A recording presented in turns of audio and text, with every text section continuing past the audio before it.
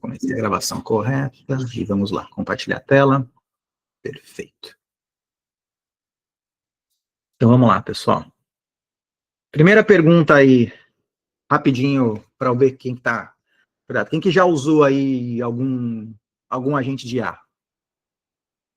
Se não levantarem a mão, eu vou ficar muito triste. Pode usar o ícone, o emoji, o que vocês quiserem, enfim, etc. Beleza.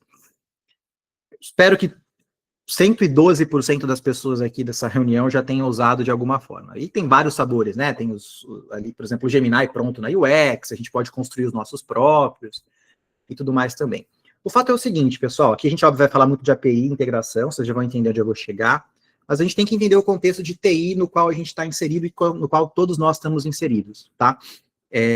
A gente está, de fato, né, a nova fronteira de software é justamente esse contexto de agentes de IA, né? Agentes de IA são basicamente software, então, assim, não tem nada de mágico, tá? Ainda por trás ali é Python, é Go, é Java, é o que for, né? Então a gente tem que lembrar desse contexto, não tem nada muito mágico, mas é uma característica de software que ela interage, né, com os modelos grandes de linguagem, os LLMs, para poder tomar ações de forma mais autônoma, aproveita os LLMs para fazer, né, planejamento, né, entendimento do que está acontecendo, para escolher quais ações e quais sistemas eles vão chamar. E a gente está indo agora num conceito também de ter vários agentes, cada agente é especialista em uma coisa e eles podem se colaborar entre si, e cada vez mais a gente vai ver que eles estão evoluindo e vão se tornar, assim, indispensáveis para a gente trabalhar, para a gente criar e tudo mais. Então esse é um ponto super importante, acho que todo mundo está aware desse conceito. Todo agente, ele tem basicamente quatro características, né, 4 coisas, de novo, não é mágica, é software. Mas uma característica, né, então aqui eu tenho usuários, né, então toda vez eu crio um agente, geralmente o caso de uso aqui primário é o tal do chatbot, né, que eu tenho uma telinha ali, né, uma caixinha que eu coloco, ele vai me respondendo, ele vai fazendo ações, porém não precisa ser só assim, tá? A gente pode ter agentes que a gente fala de agentes autônomos, agentes de workflow, eles executam schedulados, enfim, etc. Mas o caso de uso mais comum é o tal do chatbot, mas enfim, existem outros cenários que a gente poderia estar trabalhando também. Um agente, ele vai falar com modelos, tá? Então ele vai falar com o Gemini, com o ChatGPT, com o Claude, etc. Ele é um pedaço de software que faz isso. Ele é um pedaço aqui que dentro dele, essa partezinha amarela, é onde a gente configura ali os prompts, as instruções, o que você faz quando acontece uma coisa, para onde você vai quando faz alguma outra coisa, o que você vai lembrar, quanto tempo você vai lembrar. Um agente, ele é minimamente útil quando ele usa o que a gente chama de tools ou ferramentas. Então, por exemplo, se eu tenho só um agente, né, que eu estou falando só com o Gemini, por exemplo, ele não sabe nada sobre a minha empresa, sobre qual sistema eu uso, qual é a regra de negócio, qual que é as férias, quais APIs, como eu vendo, não sabe literalmente de nada, né? Ele vai ficar com um agente que eu falo de, cria para mim uma ideia de passeio, e é bem legal, já tem vários casos de uso que só, né, ali falando diretamente o agente, falando com o modelo de LLM, a gente resolve uma série de problemas que a gente não resolvia no passado. Mas quando a gente fala no contexto enterprise, a parte importante é justamente que os agentes falam com o nome genérico que a gente usa no contexto de AI, né, de agentes, é tools, que são APIs, sistemas, tem que falar com os nossos sistemas, né, porque o agente lá que marca as minhas férias, ele tem que falar com o meu sistema ali de RH, enfim, etc. E um ponto que é importante, né, agentes não rodam no Ether, né, não rodam na mágica, eles rodam no que a gente chama de um runtime. Esse runtime pode ser um runtime gerenciado, Google tem o Agent Engine, mas pode rodar ali no container, no Kubernetes, enfim, tem várias formas. Então, o agente, só para a gente entender, ele tem esses componentes, né? Obviamente, é um pedaço ali de software que fala com modelos, que fala com sistemas, que serve a usuários. E, de novo, só reforçando, não tem nada muito mágico com agentes da perspectiva do que ele faz. A grande diferença e novidade é essa comunicação com os modelos. Esse aqui é um diagrama rápido que a gente mostra para mostrar aonde as empresas estão chegando hoje com a gente. Eu quero que alguém levanta a mão aí, manda um emoji, um caranguejo, o que vocês quiserem aí. Quem dentro da empresa de vocês tem hoje agente em produção? Não é teste, não é... Como fala a colocação? Então, vem algumas pessoas aqui. Beleza. Podem ser agentes internos, tá? Não precisa ser agentes que estão abertos para usuários finais. Perfeito. O que geralmente está acontecendo hoje em dia? Vamos contar uma história do que a gente tem visto. Esse diagrama que está na tela é um diagrama meio padrão que a gente vê há 337 anos, né? No qual a gente sempre vai ter, tudo que a gente cria, eu tenho que servir um propósito de negócio. Senão vira um experimento de ciência, né? Legal fazer ciência, mas a gente tem que resolver algum tipo de problema. A gente sempre vai ter empregados, né, aplicações internas, né, para empregados, etc. A gente pode servir parceiro de negócio, pode servir nossos clientes finais. Aqui na outra ponta tem os nossos sistemas de dados, né? Então, sistemas de fila, RP, bases de dados, etc. Quando a gente fala de agente, a única diferença, isso aqui é uma coisa que a gente faz há muito tempo, tá? Então, a gente falando de APIs REST, APIs SOAP, barramento, isso aqui é o diagrama antigo padrão. O que existe de novo é essa conversa com os modelos fundacionais. O que está acontecendo nas empresas? Então, primeira, eu vou contar uma história depois mais detalhada, mas começou lá, cara, vamos criar nosso primeiro agente. Aqui o exemplo que eu estou dando é um agente de benefícios de RH. Então, por exemplo, poxa, como é que eu marco meu plano de saúde? Como é que eu, enfim, benefícios de RH de forma geral. Então, como eu falei, o agente é um pedaço de software, de novo, não é magia, é Python, é Java, não importa. Mas ele interage, né? Fala aqui com um modelo aqui, no exemplo Gemini, e, de novo, para ser um agente útil para a empresa, é um cara que fala com um sistema ali dentro de casa, um Workday, etc. Beleza. O que está acontecendo nas empresas? Opa, vamos, pô, legal, essa tecnologia é promissora, vamos para o próximo. Vamos criar aqui um agente para estoque. Aí eu vou, né, para servir meus parceiros. Agora eu vou criar aqui um customer care, né, uma ajuda ao cliente, um suporte. E essa parada foi crescendo. E cada sistema fala com né, cada agente fala com sistemas distintos, com regras distintas, e geralmente, né, vai indo ali, fala com um modelo. A gente quer que vocês falem sempre 100% com o Gemini, tá? Mas a gente sabe que, obviamente, existem outros modelos, lógico, a gente está brincando.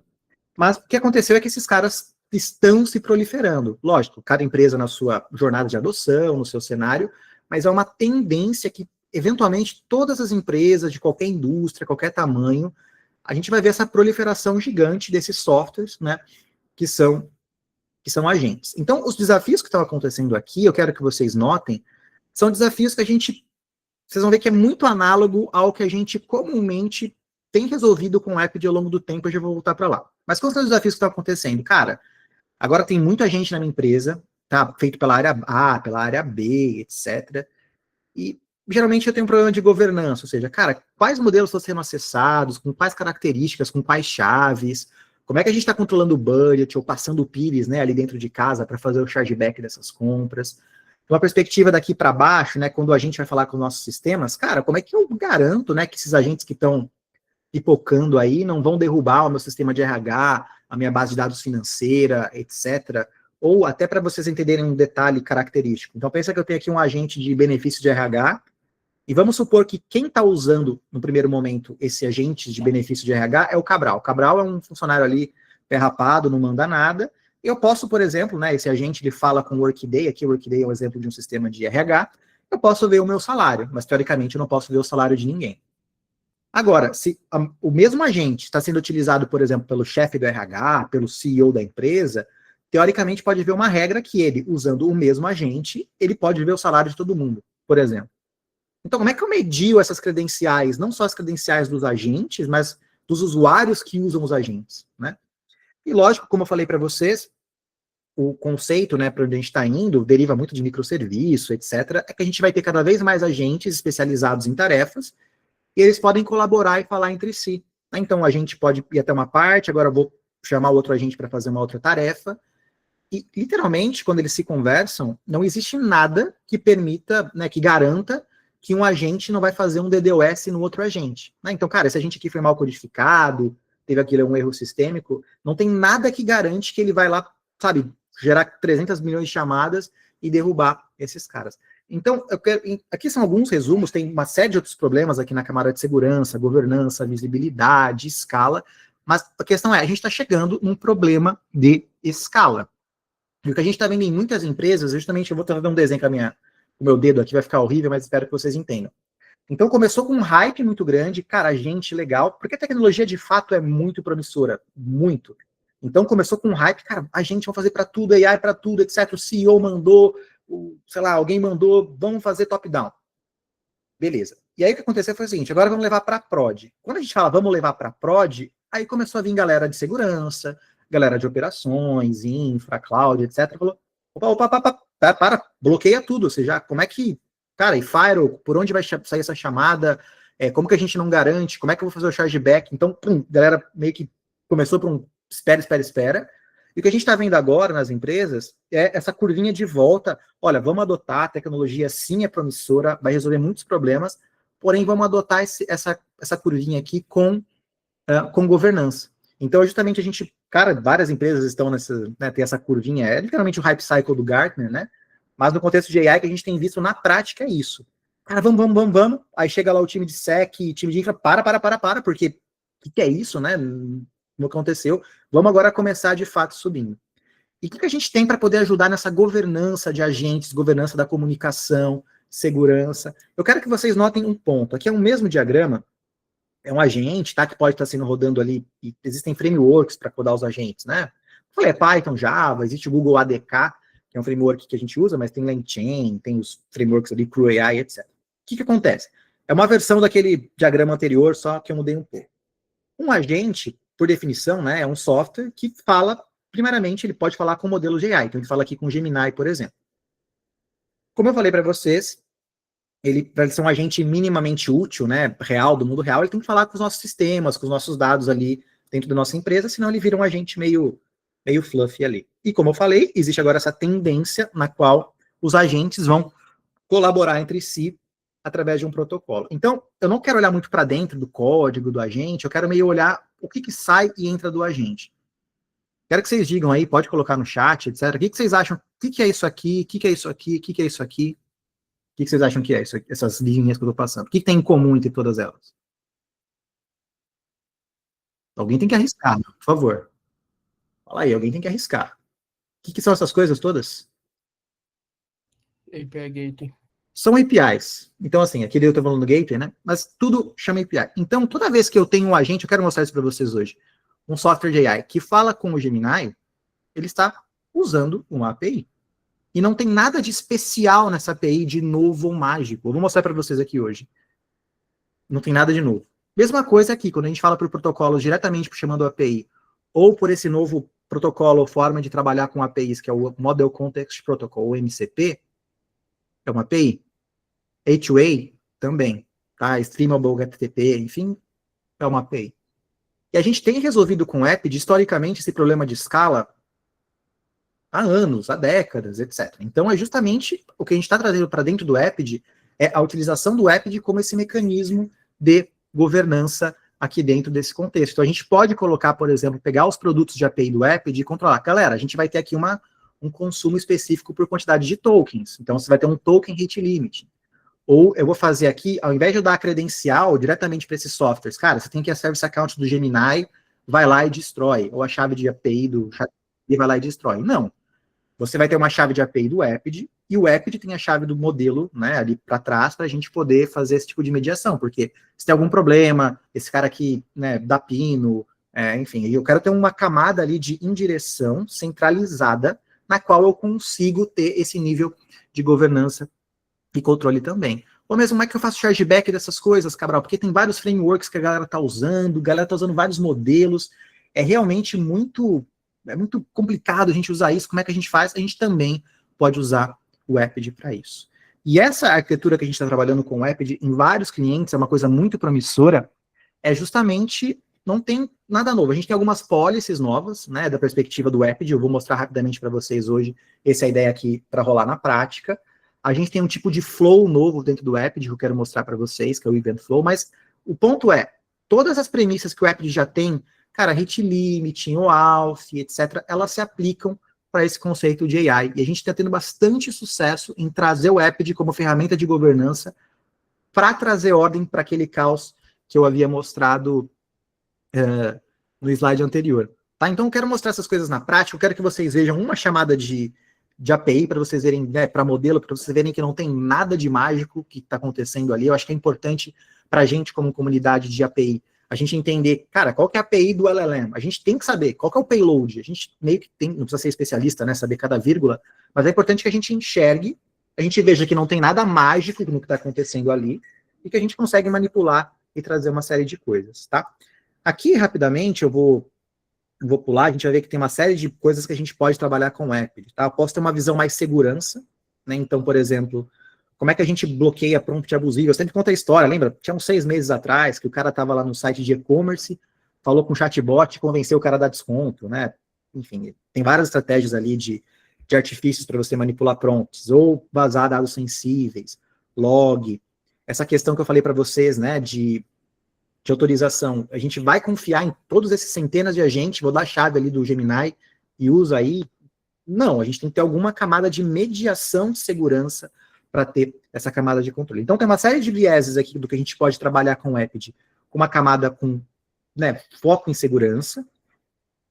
Tem um foco que eu chamo mais operacional, que é, por exemplo, a gente não pode liberar para qualquer software, a gente sabe isso há, né, décadas.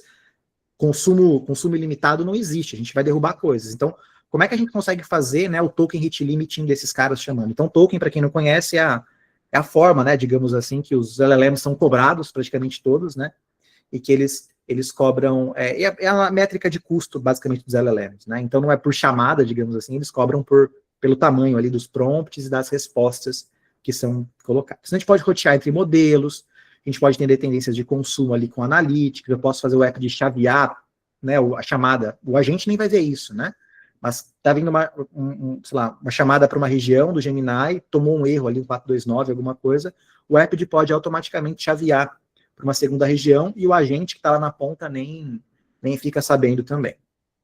E, novamente, tem um viés mais produtização, mais negócio que é importante, né? Então, como é que a gente consegue ter uma produtização desse consumo? E não só consumo das LLMs, mas também das tools, como eu falei para vocês, como é que a gente tem medir esse acesso? Então, a gente pode usar os produtos do Epid, os API Products, para fazer isso. Criar tiers de serviço dentro. Então, olha, galera, vocês podem usar aqui que está em desenvolvimento, a gente vai criar um produto para vocês de AI, que vai te dar acesso ao Gemini Flash, a tantos tokens por minuto, e aí, quando você for para a prod, você vai usar uma outra camada de serviço mais nobre. E com isso, né, fazer uma estratégia de chargeback, de passar o PIDs, é um problema muito grande hoje em dia, tá? Para todo mundo que a gente conversa. Cara, quero aumentar a adoção, mas eu quero ter, né, uma visibilidade de quem está usando mais para poder literalmente fazer o chargeback. Como a gente faz isso? Então, o Epid pode e deve ser utilizado para esses casos de uso. A gente tem um portal ali, né, para a gente poder, os devs, de uma forma self-service, poderem consumir esses modelos e entender tendências e tudo mais também. Essa é mais ou menos a questão. A gente está trabalhando com uma série de clientes. Então, tem cliente, por exemplo, meu, que usa Epid, que toda e qualquer chamada de agente não vai direto para o modelo, não vai para o Gemini, para o Claude, não. Ela vai para o Epid. Então, né, o agente tem a chave do Epid e o Epid chama o modelo. Então, a gente está fazendo uma mediação completa para isso. Mas lembre que não é só essa mediação agente-modelo. A gente fala com outros agentes e a gente fala com tools, que a gente fala, é o termo genérico, né? Mas são APIs, servidores MCP, são ferramentas que ajudam o agente ali a, de fato, fazer e tomar ações. Tudo bem até agora, pessoal? Quero ser um pouco mais prático dessa perspectiva agora. Eu queria só dar esse contexto que o Epid pode ser e é extremamente estratégico para todo cliente usando AI, para a gente trazer ordem e governança para esse caos que está surgindo. Então, de novo, AI é muito legal, é super promissor, mas a gente quer, de fato, ter uma produtização desses agentes em escala, em centenas, a gente precisa dessa governança. Então, isso dito, vamos lá. O que eu vou mostrar para vocês aqui hoje? Então, eu até conversei na semana passada, né, que a gente estava conversando um pouco sobre o sample, sobre o Epid Go, etc. Então, o que acontece? Aqui dentro do nosso repositório de samples, eu vou só reforçar, eu acho muito importante que todo mundo conheça. Esse aqui é um negócio que a gente cuida com bastante carinho, o time global de Epid, etc., que tem os exemplos, né, de como implementar cada uma das features do Epid. A gente mostrou na semana anterior, né, na nossa sessão anterior, sobre, não me lembro qual é o exemplo que eu coloquei aqui e tudo mais. O que é importante vocês saberem é o seguinte, existe uma seção aqui, né, dentro do mesmo repositório, mesmo local, essa é uma seção ali embaixo, a gente mostra exemplos, né, de como o Epid pode fazer essas funcionalidades. Então, como que o Epid pode implementar rate limiting por token, caching semântico, roteamento, logging, etc. Então a gente consegue, tem vários exemplos aqui, eu posso limitar token por usuário, né, e não por agente. Enfim, a gente tem vários exemplos de como se pode fazer isso. Eu vou executar alguns para vocês fazerem, mas o mais importante, na realidade, que eu quero que vocês saiam daqui dessa sessão, é que vocês entendam que uma chamada para LLM é uma chamada de API, e eu quero mostrar na prática como é essa chamada, como é o payload. Eu quero que vocês tenham esse tipo de conhecimento na prática, porque com isso, a gente consegue trazer uma série de valores, uma série de questões aqui para dentro desse modelo. Tá? Então, o que eu estou fazendo aqui? Nós temos vou mudar de tela aqui rapidão, beleza. E para quem tem interesse, depois a gente pode até conversar, tá? A gente tem uma série de workshops para colocar a mão na massa dessas coisas, tanto focado aqui mais no EPD, como focado no desenvolvimento de agentes, como é que é o desenvolvimento de agentes em prod, né, no mundo real, e a gente, né, cria os agentes ali em ADK e tal, então a gente tem uma série de workshops para isso. O que eu vou fazer, eu vou mostrar alguns cenários aqui desse Open Link Incognito. Vou executar alguns desses samples, só para vocês verem, a gente não vai ter tempo de executar todos aqui no tempo que tem. Então, de novo, Cabral, poxa, eu quero experimentar com esse treco de AI, como é que eu brinco com isso? Então, reforçando, todo mundo tem acesso aqui a esses samples, que vocês podem fazer o deploy no seu próprio ambiente de EPD, tá? E aí, até legal que esses samples especificamente, todos eles, você faz o deploy no EPD, naquela pegada Next Finish que a gente havia mostrado na semana passada. E ele, para você testar, ele cria um notebook Python aqui para cada um deles, para vocês poderem executando e fazendo o tracing, né, fazendo ali o debug do EPD, para ver como as coisas acontecem também. Então, todos eles, desses samples de AI, eles mostram isso. Então, de novo, todos vocês têm acesso ao que eu estou mostrando aqui, está público, vocês podem rodar na instância de EPD de vocês.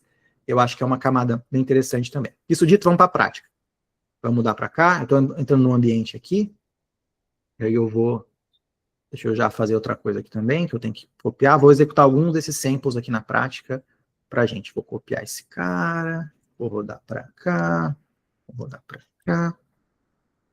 Beleza, deixa eu só dar um agree, beleza. Então vou abrir o EPD aqui nesse cara, rapidinho, EPD.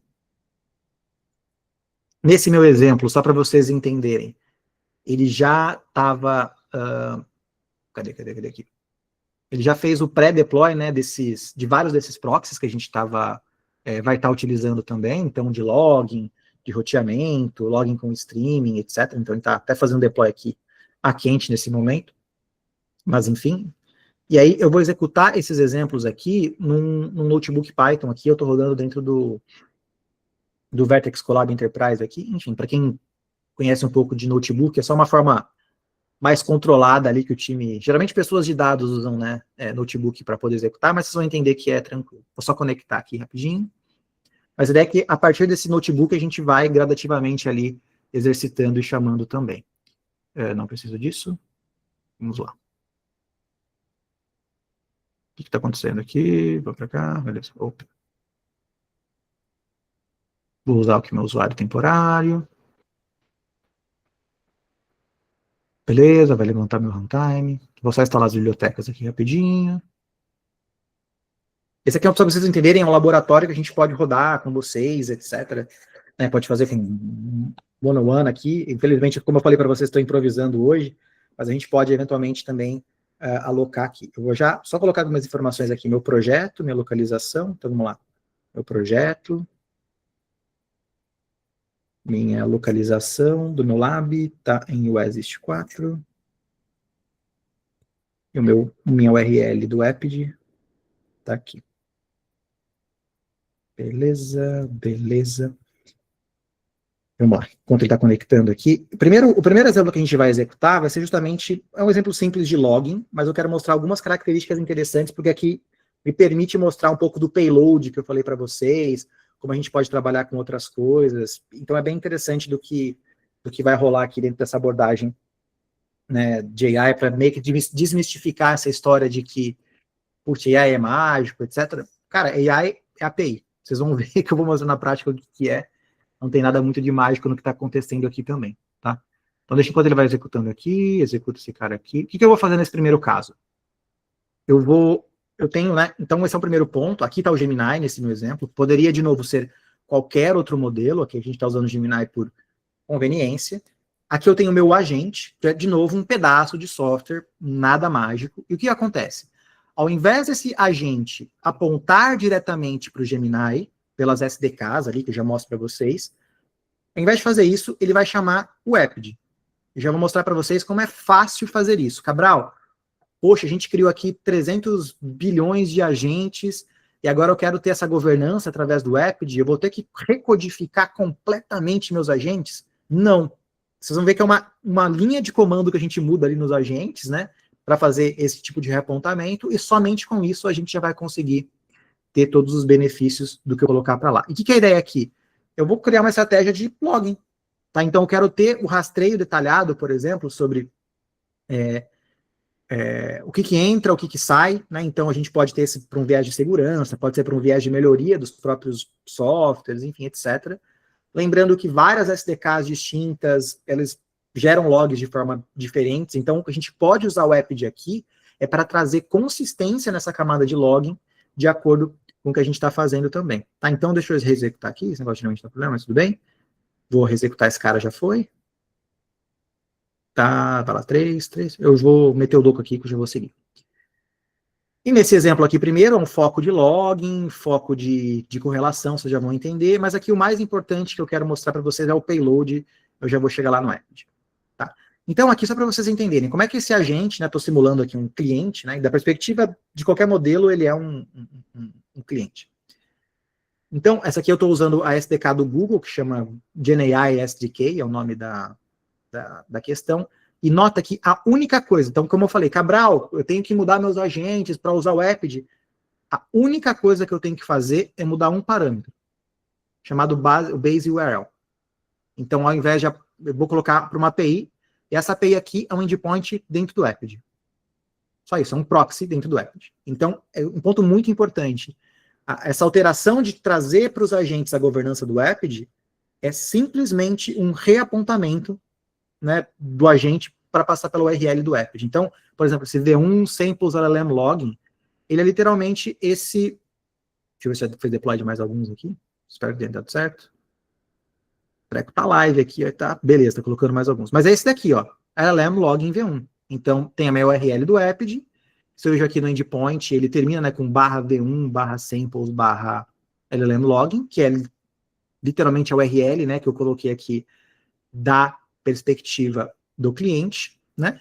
E é um proxy do Epid, não tem nada de mágico. A única coisa que eu vou fazer aqui, deixa eu diminuir aqui para a gente ganhar espaço de tela. Esse aqui é um proxy simples que ele faz login, né? Só para vocês verem, que eu vou logar tanto os prompts, que são as entradas, né? O que chega no Epid, e os candidatos é a resposta do LLM. Então, candidates é o nome do, enfim, da questão, e não tem nada de mágico do que está sendo feito aqui. Um ponto que é importante, então vamos lá. Eu vou ligar o debug. E aí vamos fazer as chamadinhas aqui. Porque eu quero que vocês vejam o payload para ver que não tem nada de mágico. Show. Tá com o debug ligado, vamos fazer as chamadinhas aqui.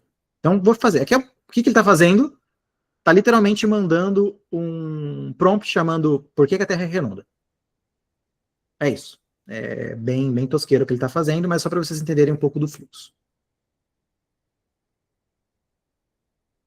Então, ele vai executando. Beleza, respondeu aqui. Ah, a Terra é redonda por causa da gravidade. E nem estou muito interessado aqui na resposta do modelo.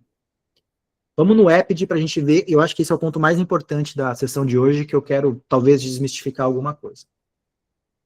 Nota que aqui no fim, né, enfim, foi uma transação que deu 200 para esse proxy, demorou 3 segundos, o ponto que é só um detalhe importante, para a gente que trabalha com APIs há bastante tempo, se a gente vê uma API que demorou 3 segundos, aqui nesse caso, a gente já fala, opa, problema, né, a gente está acostumado, via de regra, APIs normalmente, na média, a gente está falando ali de, enfim, menos de um segundo, né, o padrão geralmente comum.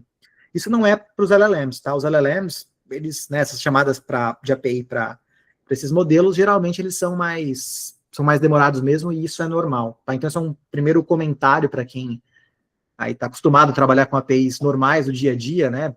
Quem já está acostumado já viu aqui, opa, 3 segundos, levanta, soa os alarmes, né? Eu acho que não é, aqui é só para vocês entenderem que esse é o comum. E aqui, para quem trabalha com Apt, sabe, essa aqui é a visão do debug, no qual a gente vê aqui o detalhamento da transação, né, passando por dentro do APD, mas o mais interessante é essa primeira bolinha. Então, a primeira bolinha, ela mostra os headers, etc., né, e mostra o conteúdo. Então, eu vou ver se consigo dar um zoom aqui. Cabral, o que é uma chamada de API para um LLM? Ele vai mandar para uma URL e vai mandar um JSON. Vou repetir. É isso. Não tem nada de novo, não tem nada de mágico. Lógico, esse JSON tem uma estrutura específica, né? Então aqui, quando é o usuário mandando, ele vai ter esse papel que role é o usuário, o texto, porque pode ser também imagens, né? Mas nada mais é do que como fala, um JSON sendo enviado para isso. Alguém já tinha feito esse drill down aqui de uma chamada para modelo, como que funciona ou não? Só para fazer uma pergunta. Vocês devem ter usado já os modelos, talvez até codificado agentes, etc. Mas vocês já tinham parado para abrir o payload do que é mandado? Alguém já tinha? Por favor, alguém tinha feito isso? Então, se ninguém fez, aí, o Orlando fez, o Paulo não. Aqui não. Beleza. O ponto é, não tem nada de mágico aqui, e eu quero que todo mundo entenda que a partir disso a gente pode fazer uma série de coisas daquela perspectiva que eu falei, não tem nada de novo, né? Então deixa eu só dar um reset aqui. Nesse meu exemplo, ele vai pegar o PF, vai pegar o prompt, né, aqui, então eu falo, olha, vou salvar numa variável, porque ele vai ter que, o que ele tem que fazer nesse caso do prompt? Ele tem que pegar essa string aqui, né? Então ele vai ali, faz basicamente, deixa eu pensar essa parte daqui, ele vai mandar para o modelo, esse exemplo é super simples, né, nem é mundo real, é só para vocês entenderem como funciona, ele tem um viés muito mais didático do que mundo real, mas é importante para entender, manda lá, nesse caso, para o Gemini. Essa próxima bolinha é a resposta do Gemini. A resposta do Gemini ela já é mais interessante. Vamos dar um zoom. Como eu falei para vocês, né, a nomenclatura padrão da resposta de um modelo é candidatos, é candidates, por isso que a gente usa esse nome. Ele vai ter um conteúdo, e aqui, como eu falei para vocês, quando é o modelo, né, falando, ele tem o role model, e aí ele começa a mandar para a gente a partes, que é aquela resposta, uma stringona aqui, stringona, blá, blá, blá. E depois ele coloca alguns metadados. Opa, terminou já a resposta? Terminou. Ele manda algumas coisas de token. Note que a gente pode usar isso aqui para fazer o rate limiting depois. E alguns outros metadados específicos aqui, enfim, etc., do modelo que foi usado, específico, etc. Mas, de novo, a resposta também não tem nada demais. Deixa eu tirar o zoom aqui, que está com um zoom gigantesco. E aqui no meu caso, ele vai capturar também, né, como fala? Aqui ele captura, perdão. Ele captura o candidates, que é a resposta, e aí ele loga como fala? A entrada, loga a saída, aqui nesse contexto de post client flow. Só para aproveitar que eu estou aqui, eu vou dar um rápido desvio. Todo mundo conhece esse conceito do app de post client flow? Esse é um conteúdo bem importante para que todo mundo conheça. Eu acho que é um tópico bem específico legal. Jair conhece, o Henrique conhece. O que é esse flow? Então, só para voltar aqui rapidamente, eu estou desviando do assunto original de AI, mas só para vocês entenderem, tá? Acho que é um ponto importante para todo mundo ter o conhecimento. O app, a gente segmenta ele, né, nesses flows aqui. Então, tem a entrada, que a gente chama de proxy endpoint, né, então é tudo aquilo que está mais próximo do consumidor, do cliente de API. A gente pode ter um ou mais targets dentro de uma API do app, né, que só tem uma, né, então ele está mais próximo do destino, né, então aqui o destino meu é o Gemini no meu exemplo. E esses targets, né, e proxy e targets, eles podem ser divididos em fluxos. Então eu tenho o pré-flow, que é aquilo que vai ser executado independentemente do que acontecer. Depois eu tenho o que a gente chama dos flows condicionais. Então os flows condicionais é o barra banana, get maçã, posso fazer coisas específicas. O pós-flow também ele executa para tudo, mas tem um flow que é muito importante, que é o post-client flow. O que acontece? A transação no app ela passa pela request, vai para o back-end e volta. Quando termina o pós-flow aqui, a resposta já vai para o cliente. Tá? Então, já está lá na mão do chamador, ponto final. O post-client flow me permite executar algumas políticas depois que eu já respondi para o cliente. Então, o importante do post-client flow é que tudo que eu executo aqui, eu não posso executar todas as políticas, tá? Eu posso só executar login, service callout, algumas coisas, mas o ponto tudo que eu faço aqui, eu não aumento a latência da API. Então, aqui é um ponto muito interessante para a gente fazer login, capturar algum dado, etc. Então, é só para vocês saberem que o post-client flow é um flow ali, enfim, especial do Epid, mas que ele não adiciona latência nenhuma na transação da camada do que está acontecendo. Então, depois do post-flow, beleza, a chamada, né, a resposta já foi dada ao usuário final. E o post-client flow a gente usa para fazer logins e coisas desse tipo também. O conceito no request é a mesma coisa? Do post-client flow? Ele não existe aqui, tá? Aqui é meio que um bug de UI. Só existe post-client flow na resposta. Tá bom, isso aqui é só para... É um rendering de UI. Só existe aqui. Tanto que você não pode colocar nada aqui. Ele não vai deixar. Então é só aqui nessa entrada mesmo. Mas acho que é isso. Eu desviei um pouco do assunto, mas só para a gente voltar, tá? Aqui para mostrar para vocês que dá para fazer a mesma coisa, só que usando uma... Então, nesse primeiro exemplo, né, foi usada a SDK do Google, que chama GenAI SDK, é o nome da nossa SDK. Eu vou chamar o mesmo modelo através do Apid, mas estou usando agora o LangChain, que é uma outra SDK, e posso chamar também e vai ter a mesma estratégia. Posso estar ligado de novo o debug? E está ligado ainda. Tem 2 minutinhos aí, vamos lá. Para vocês verem. Então, esse é um ponto estratégico, legal. Não vai ter muito segredo também, ele vai responder potencialmente a mesma coisa. Mas não tem muito jogo aqui de problema. Nem sei por que demora esse cara aqui, mas beleza. Uma coisa que é interessante, que é um diferencial do Apid muito legal, é justamente que os modelos eles podem responder de duas formas. Então, toda entrada de chamada para o modelo, ela é uma chamada unária. É um prompt, né? Uma chamada REST, manda para lá, payload que vocês viram. Porém, os modelos eles podem responder de duas formas. Eles podem responder tudo de uma vez também, né? E, de novo, os modelos, lembra que eles podem demorar, depende do que ele está fazendo, etc. É comum, é esperado que os modelos demorem. Como esse modelo, que resolveu demorar 22 segundos. Isso já não é normal, tá? Isso aqui já está no back-end o problema. Beleza. Mas o que acontece? Os modelos também, vocês já trabalharam com o Gemini, eu vou mostrar aqui para vocês na prática, vocês já viram que também ele pode responder em chunks. Então você manda lá, poxa, por que o céu é azul? Aí ele manda o céu é azul porque... Para ficar com uma experiência melhor, né? Para quem está usando ali, a gente, né, vê que o cara está responsível, a gente consegue ir trabalhando de uma forma melhor, em vez de esperar um tempão e mandar toda a tranqueira de volta para a gente. O Apid permite a gente trabalhar e colocar policies do Apid também nessa estratégia de streaming. Então essa é uma coisa nova, tá? Então aqui eu vou colocar esse SSE, que é o protocolo. Agora, quero ver quem que me responde. O que significa essa sigla SSE?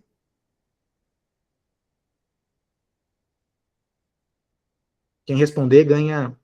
Eu não posso prometer nada, mas parabéns eu posso. Mas o que é SSE? Server Sent Events. Server Sent Events, perfeito. Então, o que é esse protocolo, essa forma? É HTTP, primeiro que não tem mágica, nada magia disso, mas é um pouco análogo ao WebSocket, só que no caminho da volta. Então, como é que funciona? Eu mando uma chamada, beleza, né, unária, normal, e aí o servidor, ele vai me respondendo em chunks. 1, 2, 3, 4, stop. Por isso que é server sent, né, porque quem manda o streaming, os eventos, né, os chunks, é o servidor e não o chamador. No caso do WebSocket, esse negócio é meio binário, né, meio bidirecional, quer dizer, os dois cenários. Aqui é mais certo. E os modelos, eles podem também responder em chunks, então o Gemini, o ChatGPT, etc. E o que o Apid fez? Mas, Cabral, eu quero aplicar, por exemplo, login para esses chunks, né, eu não quero logar tudo de uma vez, não quero logar chunk por chunk, quero, né, logicamente é uma coisa só. Ou quero aplicar segurança em cada um dos chunks, se algum dos chunks ali vem um treco ruim, eu já quero, parar o flow. O Apid criou, tá, uma coisa, isso aqui é novo, isso aqui tem meses, um novo tipo de fluxo chamado Event Flow. Tá? Então a gente tinha o pré-flow, o pós-flow normal, existe um novo chamado Event Flow, que trabalha na resposta, porque, de novo, Servers and Events só trabalha na resposta, e para quem quer especialista em Servers and Events, a gente sabe que o header, né, o content type que identifica ele é text/event-stream. Então, nesse caso, a gente consegue aplicar policies em cada um dos chunks que estão vindo. O que esse exemplo está fazendo? Ele vai pegar um chunk, e, por exemplo, não é o último chunk, é o primeiro. Ele vai salvar numa variável do Apid. E aí ele vai pegar o próximo chunk e vai ver, opa, é o segundo, eu vou apendar ao anterior. Opa, é o terceiro, eu vou apendando. Então ele vai apendando, e quando chegar no fim, aí sim que o Apid loga tudo de uma vez. De novo, é um exemplo do que eu posso fazer. Eu posso fazer checks de segurança, chamadas, eu tenho uma pancada de coisas que eu poderia estar fazendo. O ponto é, o Apid nos permite trabalhar em cima desses chunks de evento, tomar decisões, roteamento, enfim, dá para fazer o que a gente quiser nesse cenário. Então, vou mostrar para vocês na prática como isso fica no debug, e aí eu vou mostrar o login do que a gente aconteceu também. Então, deixa eu dar um start. Então, agora eu vou mudar, tá? Só, de novo, são exemplos aqui, exemplos individuais, são mais, de novo, didáticos. No mundo real, a gente juntaria para várias dessas coisas. Mas cadê o meu, aqui, meu notebookzinho? Aqui, beleza? Agora eu vou tentar mostrar aqui na tela para vocês verem. É a mesma coisa, mesmo, enfim, etc. Estou reapontando para o Epid, tá vendo aqui? Beleza. Porém, olha a resposta aqui, ó. Você tá vendo? Tum, tum, tum, tum. Vocês viram que eles veio em, né? Eles vieram em chunks. Então, vamos ver como que isso fica no Epid. Então, o caminho da ida é igual, literalmente igual, e na volta que tem a magia. Cada um desses quadradinhos aqui são chunks de resposta que vieram do modelo. Então, de novo, por exemplo, o primeiro chunk, vamos ver o que tem aqui dentro, é interessante. Por exemplo, aqui. Então, o que a gente viu aqui? Ele mandou assim, the, e só isso que ele mandou no primeiro chunk. O, e parou. Né? O que o Epid fez? Eu fui lá e guardei esse the. Próximo chunk. O que ele mandou? Vamos ver. The sky is blue. Então ele, né, fez a segunda parte, a gente vai aprendendo. Então nota que o Epid, né, nesse event flow, a gente tem variáveis, né, os flow variables que a gente fala do Epid, né, as variáveis de ambiente que pegam conteúdo do chunk atual. Então chama response.event.current.content. Então é aqui que eu pego o conteúdo. Quem está acostumado com o Epid, a gente tem response.content, né, por exemplo, que é pegar o payload. Quando a gente fala de eventos, a gente tem o response.event.current.content. Tá tudo na doc, tá? Mas é só para mostrar para vocês que a gente tem esse tipo de abordagem. E beleza. Aí ele vai pegando, chega lá no fim, no momento que era o último, né? E no último, somente no último, eu vou lá e logo. Para a gente poder ter essa correlação fim a fim. Tá? E aí só para vocês verem o que a gente está logando esse tempo todo, né? Deixa eu abrir uma tela nova aqui. Console. Aqui no nosso exemplo, a gente está logando para o Google Cloud Login. Novamente, poderia estar logando para onde vocês quiserem, tá? Login. Vamos ver esses logins aqui para a gente ter auditoria, etc. E quero mostrar até algumas das possibilidades que a gente teria aqui também. Agora eu vou procurar... Nossa, esse aqui é um ambiente novo que a gente cria nesses labs, aí tudo fica... Tutorial. Aí qual que é o nosso log? Vamos ver... Não, é isso que eu quero. Project log, current project, apply. Eu quero só um filtro, all resources aqui. Eu quero... Peraí, vamos obedecer o laboratório. O laboratório te deu uma dica, você responde ao dica. Vamos lá, logname igual a tal. De novo, aqui não tem nada mágico, tá? Foi uma escolha de implementação. Eu optei por chamar o log de Epid, mas poderia chamar o que eu quisesse aqui, tá? Vamos lá, vou só copiar aqui o Project ID. Beleza. Aí eu vou filtrar o log finalmente. Então, o que eu estou fazendo? Aqui no Cloud Login, eu estou vendo, deixa eu até tirar essas paradinhas aqui, não é importante, toda a correlação do que a gente mandou agora de pouco. Então, primeiro, ó, eu escolho o que eu logar, tá? Vocês podem... Isso que é um ponto importante. No Epid, você tem a flexibilidade completa de escolher o que eu vou logar. Quero logar só isso, eu quero anonimizar alguma parte de PII antes de logar, a gente pode fazer isso, né? Então aqui eu vejo, olha, é um log de prompt, né, não é um log de resposta que a gente fala. O proxy que logou foi esse. Ele tem um message edital, então tem o why earth is round, aí tem todos os timestamps, as informações que a gente queira colocar. Uma coisa que é legal, aqui tá muito baixo, né, tá muito... uma coisa que eu queria mostrar para vocês. Esse aqui é o log daquela resposta streamada, tá vendo? Então, apesar da gente ter mandado, né, o LLM mandou pra gente em chunks, em pedacinhos, a gente tá logando de uma vez só, porque a gente assim implementou dentro do Epid também, tá? Então, essa é uma estratégia bem legal. E aqui o que dá pra gente fazer, né? Aqui tem muito log, enfim, etc. Aqui tem pouco, né? Mas vamos supor que tem um emaranhado de log aqui. Se a gente quiser, por exemplo, eu quero ver... Eu estou, né, para todo login, tanto a entrada como a saída, eu estou guardando esse message ID. Então, o que eu posso fazer? Eu quero pegar todas as entradas de log que tem esse mesmo message ID. Então, show matching entries. Então, aqui eu tenho a pergunta, né, o prompt, e aqui eu tenho a resposta. Então, eu consigo fazer esse tipo de correlação dentro dessa abordagem aqui também. Então, de novo, esse é um exemplo, a gente tem vários outros exemplos aqui, a gente infelizmente não tem tempo, nosso tempo é curto. Então temos um exemplo que mostra como o Epid pode rotear, tá? Então, chegou uma chamada aqui para uma API única, cara, essa aqui eu vou jogar para o Gemini, essa aqui eu vou jogar para o Claude, essa aqui eu vou jogar para o outro, a gente mostra esse exemplo aqui também. A gente tem como fazer a parte de segurança, então aqui o Epid ele trabalha em conjunto com outro serviço do Google Cloud, chamado Model Armor, no qual a gente consegue pegar ali enfim, problemas, prompts, etc. Aqui é um ponto importante, todos esses modelos, esse software aqui, né, que é o código, que é o agente, digamos assim, ele não tem acesso direto ao Gemini.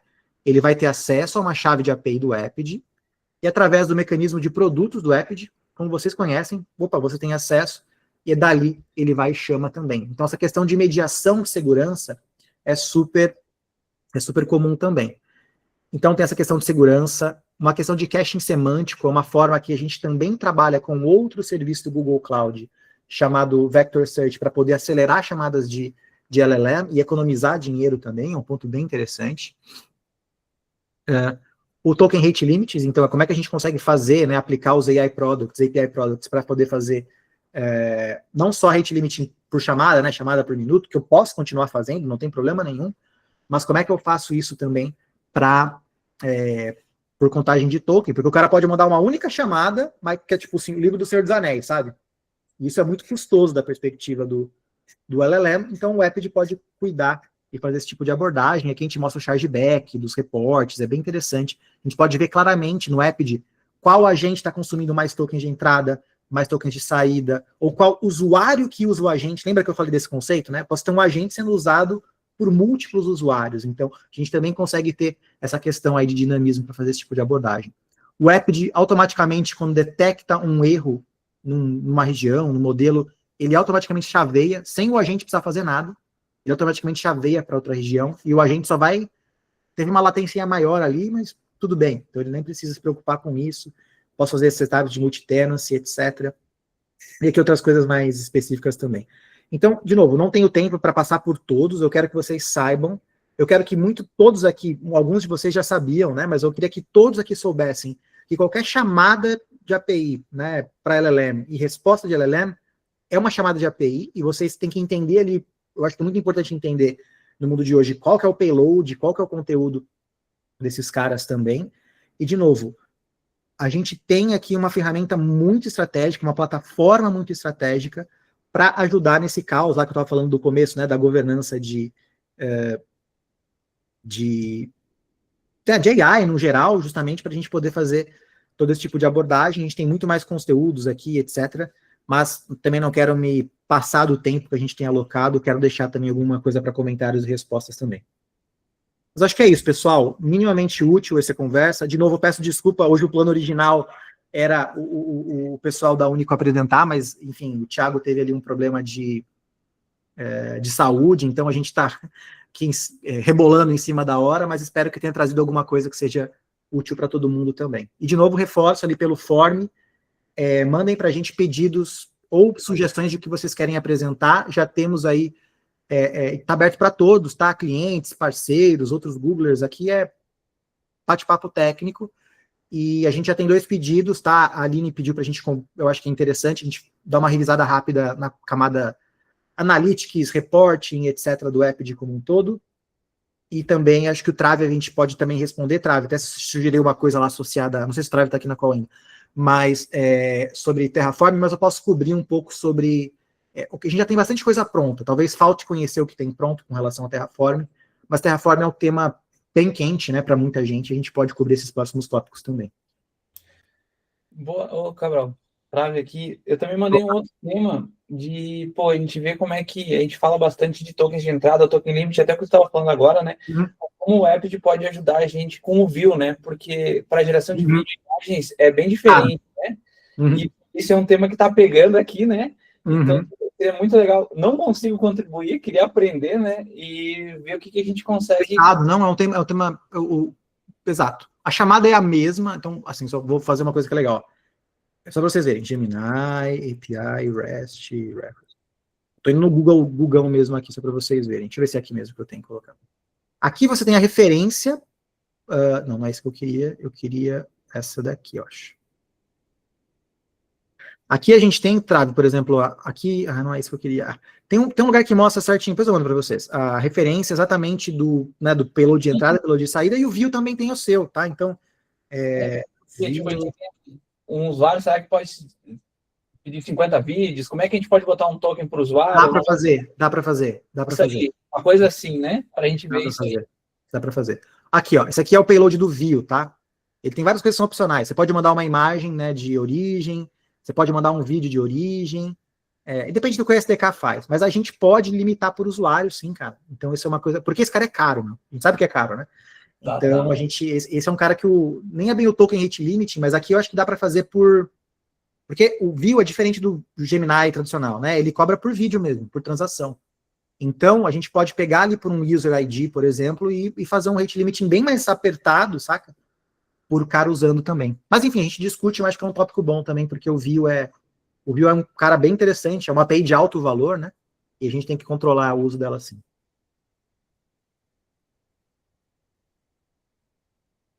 Fala aí, Arthur. Ô, Cabral, beleza? Cara, sobre orquestração de agentes, né, Uhum. e uso de agente para governança, vocês já pensaram em alguma coisa nesse sentido? Sim. Então, o ponto quando eu cadê minhas apresentações aqui, eu tô com muita tela aberta. Meu Deus, acho que eu fechei. O que acontece? Os agentes falando entre si, tem duas camadas, tá? O Epid, quando a gente está falando aqui, a gente está falando muito numa camada de orquestração da comunicação dele, certo? Ou seja, cadê aqui? Beleza. O que acontece? Aqui. Então, existe um protocolo, né, para quando um agente vai falar com o outro, né, ele tem uma camada, e é literalmente um protocolo Streamable HTTP, JSON RPC. Ponto. A A2A é esse protocolo padrão, que me permite invocar chamadas, né, e ações de outros agentes, nesse tipo de abordagem. Quando eu falo de orquestração multi-agentes, né, tem algumas coisas. Tem a comunicação deles, quem pode falar com quem, com qual frequência que pode ser falado, e isso pode e deve ser bloqueado aqui pelo Epid. Mas entenda que tem coisas de nível mais alto, saca? Poxa, eu tenho um cara de negócio e para resolver esse problema, como que ele sabe que ele tem que chamar um outro agente? Então, a gente tem também trabalhando no Epid o API Hub, que eu não estou mostrando aqui nesse diagrama, que vai ser um lugar no qual a gente vai ter um registro de tools e agentes. Então, ali ele vai poder um agente conectar, né, quais são os agentes disponíveis em tempo de execução. Ele pode falar, opa, eu posso falar com esse e com aquele. E aí, para resolver um problema. Aí ele vai ter que tomar uma decisão dentro do código do agente para saber com qual ele vai interoperar. E aí a plataforma vai deixar ele falar ou não, com qual frequência, etc. Então, uma camada que não está mostrada aqui, mas é importante também, Arthur, é a parte do Hub, que eu posso mostrar para vocês. O Hub vai ser o ponto central no qual os agentes conectam.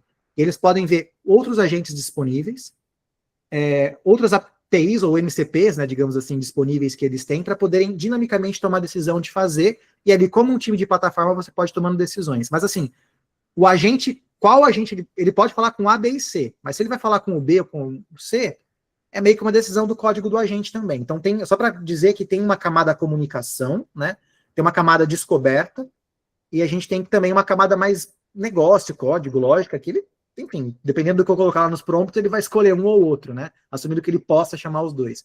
E aí, quando ele escolhe um, pode chamar com que frequência? Pode chamar com que, né? Como que eu não faço do DDoS no amiguinho do lado? Então, é esse tipo de abordagem que a gente também está trazendo junto com o API Hub e eu mostro para vocês. De novo, a premissa isso aqui é JSON RPC. Então, eu tenho essa camada central para poder ajudar nessa comunicação também. Mas tem outras etapas de descoberta e área de negócio que a gente tem que considerar quando eu falo desse tema mais geral de orquestração de agentes.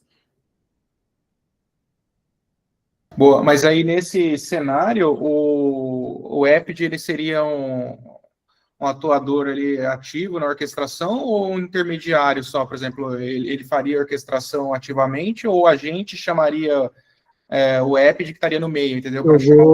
Eu vou te responder com uma pergunta. O que você chama de orquestração? A chamada e as chamadas diretamente de outro serviço, né? Por exemplo, eu tenho uma requisição, eu tenho uma request, eu vou originar ali dessa request a chamada de uma API, né? Aí tem da API um outro agente, por exemplo, e o retorno dela eu vou fazer a chamada de uma outra API, entendeu? Exatamente. Então o Epid vai estar ativo porque ele está no meio da comunicação, entendeu? O Epid não vai ajudar o agente a qual ele deve chamar. Essa é uma coisa que, cara, tá lá na lógica do agente. Mas uma vez que ele cospe uma chamada, um time central potencialmente pode falar, olha, se A pode falar com B, pode, e pode falar com quais características. Então ele vai chamar. O que acontece? O agente, ele vai, em vez de chamar a URL direta lá do outro agente B, ele chama uma API do Epid, que está modelando, né, os agentes, aí ele por um barra ali, alguma coisa, você identifica qual outro agente que ele quer fazer, E o Epid, se o cara, poxa, você passou pelo... Você não está fazendo DDoS, você é um agente que eu conheço, não é um agente remoto, aleatório, que apareceu aqui, quer falar comigo. Se der todos esses ok, o Epid encaminha a chamada para lá. Mas é justamente a ideia que ele precise, né, passar, né, reapontar o apontamento ali do HA dele, em vez de ele apontar diretamente para o URL do outro agente, ele aponta para o URL do Epid e o Epid joga para lá. Então, sim, o Epid é camada ativa na camada de comunicação. Só o Epid não pode fazer é falar, cara, agora eu quero chamar esse, quero chamar aquele. Quem escolhe é o agente. Isso a gente não tem como... Porque tem esse desafio, sabe? Como que um agente sabe qual que é o outro agente que ele tem que chamar? Esse é um problema meio em aberto e o Epid, teoricamente, não está nesse modelo. Aqui o Epid tá, uma vez que ele chamou, beleza, você pode chamar? Eu te conheço. Com que frequência você pode chamar? E aí sim o Epid é a camada ativa nessa comunicação. Faz sentido? Sim, legal. Acho que... Porque, de novo, a JSON é um RPC, cara. Não tem nada de novo aqui. Entendeu? Então, Sim. isso que ele está trazendo. Mas é isso, pessoal. Mais algum ponto, comentários, críticas? Então, só reforço aqui. A gente vai mandar o vídeo lá para aquele canal. Eu mando por e-mail para todo mundo para reforçar. Temas, acho que já tem alguns aí para a gente trabalhar. Quem quiser apresentar, de novo, ganha pontos aqui, ganha brindes. Eu não sei quais, mas ganha. A gente vai dar um jeito, tá? Então, por favor, a gente quer muita colaboração de todo mundo para poder apresentar e conversar sobre esses tópicos também. Beleza? Acho que é isso. Então, obrigado aí todo mundo, sextou. E a gente se fala na próxima. Vamos continuando aí ativo, dando ideias. Obrigado pela presença de todo mundo na sexta-feira aí, que a gente sabe que é difícil. Valeu, gente. Valeu, obrigado. Obrigado, tchau.